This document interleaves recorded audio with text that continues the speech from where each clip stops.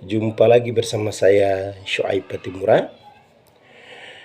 Kali ini saya akan menanggapi video viral si Gufron atau biasa disapa sebagai Mama Gufron. Mama Gufron perempuan atau lelaki ya? Kok masa lelaki dipanggil Mama? Jangan-jangan saya mencurigai Gufron ini adalah jin, iblis, syaitan yang menyerupai manusia yang hidup di zaman ini. Ataukah bisa jadi ada sebuah hadis Rasulullah menyampaikan bahwa akan ada manusia-manusia yang hidup di suatu zaman yang dimana mereka kemudian mengaku diri sebagai habaib, sebagai ulama, ustadz, dan lain sebagainya, yang ingin mencari popularitas dan lain sebagainya. Boleh jadi seperti itu. Tapi menarik teman-teman semuanya bahwa biasa si Mama Gufron ini biasanya lewat di beranda-beranda kita, di Facebook, ada juga YouTube, biasa juga Instagram, dan lebih viral itu di TikTok. Nah, ada sebuah pernyataan dari si Mama Gufron ini yang menganggap bahwa bahasa Suryani itu adalah bahasa yang paling mulia dan paling agung. Padahal sebagai orang Islam, orang yang beragama Islam, kita semua tahu bersama bahwa tidak ada bahasa yang paling mulia, bahasa yang paling agung selain bahasa Arab. Karena bahasa Arab itu nantinya ketika kita mati pun di alam kubur, itu para malaikat yang datang untuk menyual kita, menanya kita, itu memakai bahasa Arab. Olehnya itu penting untuk kita belajar.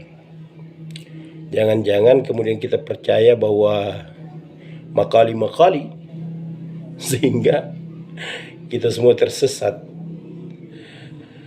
Nah, ini penting sekali. Sahabat-sahabat yang dimuliakan oleh Allah Subhanahu wa taala, tidak ada bahasa di alam ini, di dunia ini yang paling mulia dan paling agung kecuali bahasa Arab. Saking agungnya bahasa Arab itu dicantumkan di dalam Al-Quran. Dicantumkan dalam Al-Quran. Dan jika kita membulak-balikan Al-Quran dari juz 1 sampai juz 30, dari surah Al-Fatihah sampai An-Nas, itu tidak ada satupun ayat atau surat yang menjelaskan terkait bahasa Suryani. Bahasa Suryani ini adalah bahasa sehari-hari yang dipakai oleh kelompok-kelompok tertentu di zamannya. Nah, yang muskilah lagi, yang masalah besarnya lagi adalah si Gufron ini, Masya Allah, itu mengaku bisa berkomunikasi dengan malaikat, para nabi, bahkan Allah pun. Pernyataan seperti ini harusnya kita tanggapi secara serius, sehingga tidak mengelabui pemahaman umat di muka bumi ini. Ini harusnya ditanggapi secara serius oleh Majelis Ulama Indonesia atau Kementerian Agama. Nah, ini penting sekali.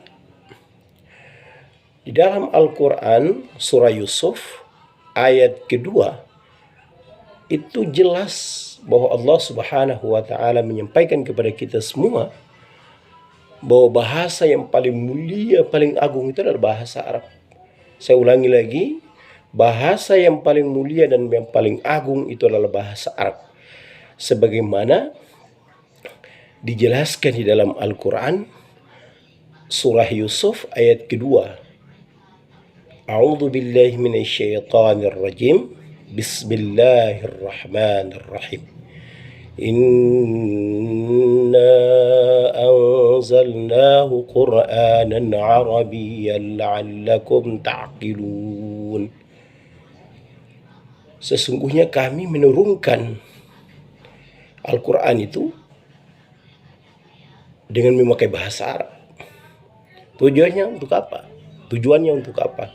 La'allakum ta'qilun. Agar kita memahami isi dan kandungan dari Al-Quran itu. Bahasa Arab itu keutamaannya adalah bahasa yang paling agung, paling mulia, karena bahasa Arab itu jelas, lengkap, perbendaharannya itu lengkap dan sempurna, menjelaskan segala halnya. Nah, bahasa Arab sendiri adalah Al-Quran. Di Al-Quran sendiri itu diturunkan kepada Al-Quran itu diturunkan dengan memakai bahasa yang paling mulia, paling agung, yaitu bahasa Arab. Al-Quran sendiri itu diturunkan melalui malaikat yang paling mulia dan paling agung, malaikat Jibril. Al-Quran sendiri diturunkan kepada seorang manusia pilihan yang paling mulia dan paling agung, yaitu Nabi Muhammad SAW. Al-Quran sendiri diturunkan di satu malam dan di satu bulan yang namanya bulan yang paling mulia dan paling agung, yaitu bulan suci Ramadan. Jadi selain bahasa Arab tidak ada lagi bahasa yang paling mulia di muka bumi selain bahasa Arab. Karena itu jelas di dalam Al-Quran.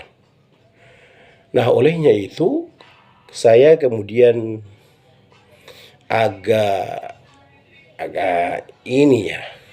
gelisah dengan si Mama Gufron ini, yang kemudian sudah nyata-nyatanya melakukan perbuatan sesat yang harusnya ditanggapi secara serius oleh pemerintah Republik Indonesia, oleh lewat lembaga tertentu, Kementerian Agama, Majelis Ulama Indonesia, dan lain sebagainya. Nah, ini harus ditanggapi secara serius.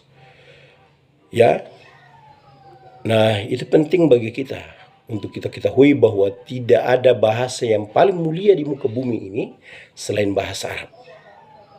Tidak ada bahasa yang paling mulia dan yang paling agung di muka bumi ini kecuali bahasa Arab.